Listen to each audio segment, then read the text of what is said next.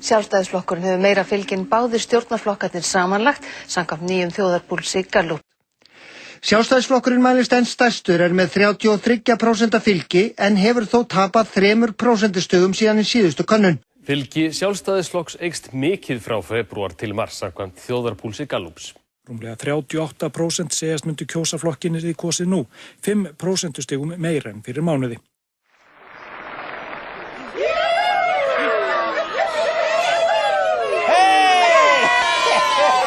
Sjá þetta krakka, sjáuð mig, ég aftur orðinn fucking formaður. Ég held að enginn treysti mér og Hanna myndi mala þetta, en ég vann! Það allir búin að gleyma vafningsdrullunni og sjóa á svindlinu og N1 ruglinu og fylgistappinu og fjárhag flokksins og öllu þessu drasli og bara maka á mig atkvæðum. Þú ert líka með geðveikt liðið í kringu þig. Ég meina að Þorgeir og Katrín slappið 1700 milljóna kúluland, skrapa aðeins í smá frí, bara bing, bara bung, það allir búin að gleyma þessu maður. Illiði Gunnmaður tók sjóni í neði rétt áður en glitsi fór á hausinn, rettaði rétt af fólkinu í flokknum, skrapp bara til Barhama, kom svo bara heim, alveg hvítveginn! Þessi snillingar!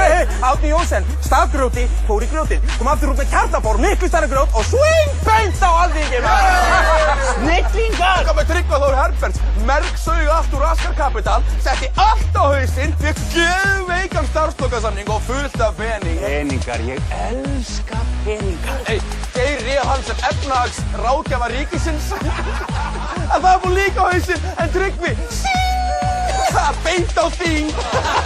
En hafið þessi nýjustu skoðanakönnunina, 50% fjögurstins snillingar!